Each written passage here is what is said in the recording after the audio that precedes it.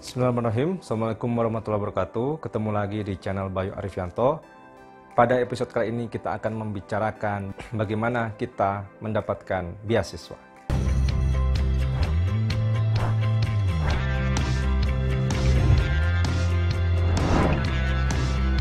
Bagi Anda yang baru bergabung dengan channel ini, jangan lupa untuk like, subscribe, komen, dan ikutin terus video-video dari channel ini dengan menyalakan tombol notifikasi.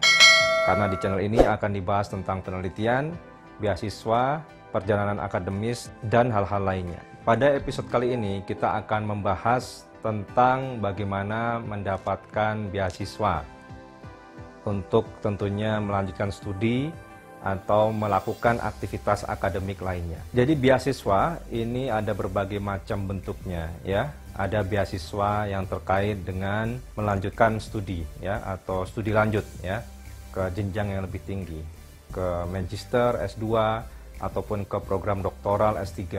Ada juga beasiswa yang ini digunakan untuk mengirim mahasiswa dalam pertukaran pelajar atau summer school ya atau aktivitas-aktivitas akademik lainnya. Tentunya beasiswa ini rata-rata akan mengcover pendanaan mulai dari transportasi ya, kemudian tuition fee atau biaya pendidikannya SPP, dan juga biaya-biaya lain seperti biaya hidup dan juga biaya penelitian mungkin, tugas akhir dan lain sebagainya. Dan tentu saja peminatnya cukup banyak apalagi di masa pandemi seperti sekarang ini, di mana banyak negara mulai mengurangi porsi pendanaan untuk beasiswa. Sehingga persaingannya sangat ketat, yang itu kita memerlukan knowledge dan juga sharing pengalaman, inspirasi bagaimana supaya kita bisa melalui proses persaingan ini dan mendapatkan beasiswa yang kita inginkan. Baik, hal pertama yang harus kita lakukan adalah kita membuat perencanaan, list beasiswa yang itu tersedia sesuai dengan rencana kita. Misalnya kita ingin studi lanjut ke jenjang yang lebih tinggi, nah kita bisa melis, mendata beasiswa apa yang kira-kira ada. Kemudian selanjutnya adalah kita juga melis negara-negara atau mungkin kampus yang ingin kita tuju.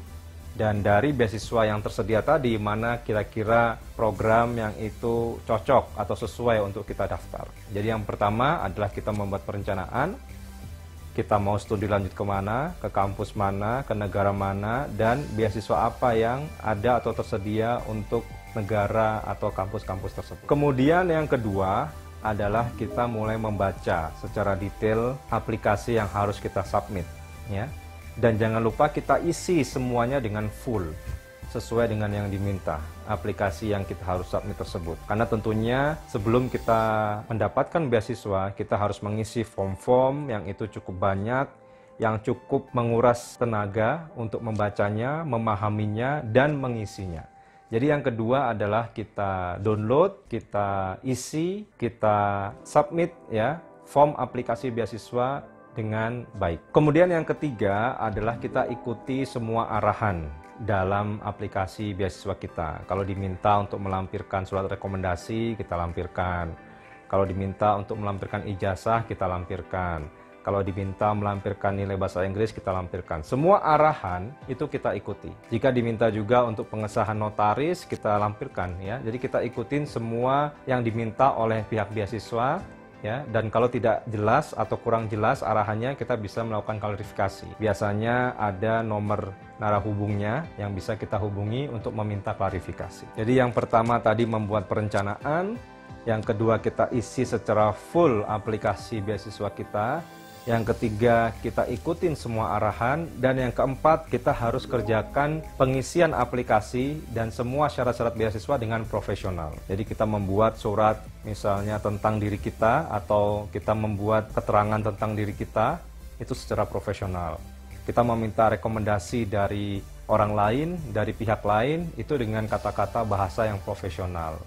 Dan usahakan itu bisa memberikan impresi bagi yang membaca. Misalnya kita menceritakan diri kita, kemudian kita menceritakan karir goals kita, rencana ke depan. Itu kita harus membuat reviewer dari beasiswa ini impress, ya, impress dengan hal-hal yang akan kita capai ke depan, aktivitas yang sudah kita lakukan ke belakang, dan cerita tentang diri kita. Itu yang keempat. Jadi kita harus membuat dengan profesional dan beri impresi pada reviewer. Kemudian hal yang kelima adalah di tahap akhir kita harus cek sekali lagi. Kita cek semua kelengkapan persyaratan beasiswa, kita baca lagi semua syarat-syaratnya, apakah sudah profesional, sudah ada impresi dari apa yang kita kerjakan yang itu bisa memberikan suatu kejutan ya, atau yang itu bisa memberikan impresi positif kepada reviewer. Nah, ini kita harus cek lagi. Jadi kita baca semua, kita cek lagi kelengkapan untuk aplikasi pengajuan beasiswa. Ini yang kelima. Kemudian yang keenam adalah kita cek lagi deadline, tanggal-tanggalnya, waktu-waktunya, agar tidak ada yang terlewat. Dan juga yang terakhir, jangan lupa adalah support dari orang terdekat, doa dari orang terdekat, karena ini sangat penting agar kita bisa mendapatkan kelancaran dalam mendaftar beasiswa ini. Baik, jadi tadi ada sekitar 6 tips yang bisa saya berikan. Yang pertama adalah Anda buat perencanaan negara mana yang dituju, kampus apa yang dituju, dan beasiswa apa yang tersedia untuk rencana-rencana ini. Kemudian yang kedua adalah submit isi aplikasi secara full, jangan sampai ada yang terlewat. Yang ketiga adalah ikuti arahan dari pemberi beasiswa, petunjuk-petunjuknya dibaca dengan teliti. Yang keempat adalah siapkan aplikasi secara profesional. Jadi kalau diminta surat keterangan diri, aktivitas di masa lalu, rencana di masa depan, rekomendasi ini buat secara profesional dan beri impresi positif kepada reviewer. Kemudian yang kelima adalah kita cek sekali lagi ya, beasiswa kita, aplikasinya sudah lengkap, sudah profesional atau tidak. Ini kita seperti melakukan gladi bersih ya, kita cek keseluruhan. Dan yang keenam adalah cek semua deadline, tanggal-tanggal dan waktunya, jangan sampai terlewat, serta support dan doa dari orang-orang terdekat, ini harus selalu kita minta. Jadi itu yang bisa saya share tentang bagaimana tips mendapatkan beasiswa yang kita inginkan untuk melanjutkan studi atau melakukan aktivitas akademik lainnya. Mudah-mudahan bermanfaat. Saya akhiri, wabillahi taufiq wal hidayah. Wassalamualaikum warahmatullahi wabarakatuh.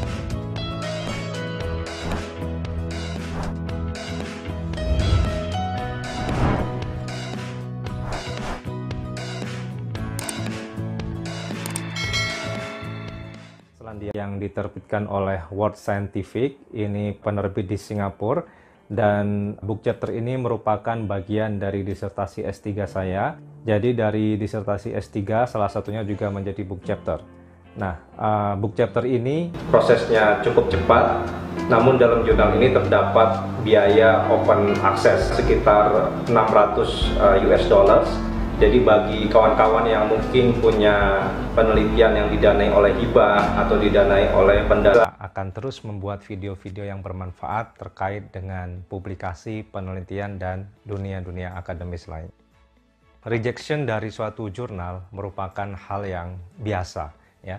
Dan ini akan bertemu yang namanya KRS atau Kartu Rencana Studi, yang berisikan daftar mata kuliah yang akan kamu pelajari di semester tersebut. Di dalam KRS terdapat jumlah mata kuliah dan jumlah SKS, yaitu satuan kredit.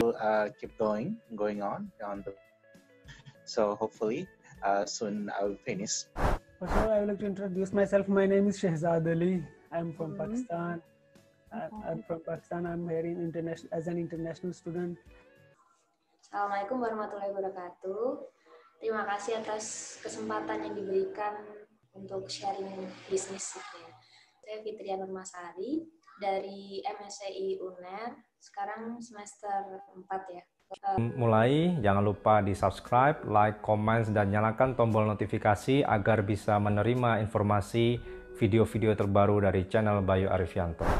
Jadi kali ini kita akan mewawancarai dua mahasiswa yang berprestasi di bidang Dwi Kiranasari, biasanya dipanggil Dwi. Saya angkatan Ekonomi Islam tahun 2013. Lulusnya baru September 2019 kemarin. Nah, terus mulai, jangan lupa di subscribe, like, comment, dan nyalakan tombol notifikasi agar bisa menerima informasi video-video terbaru dari channel Bayu Arifianto.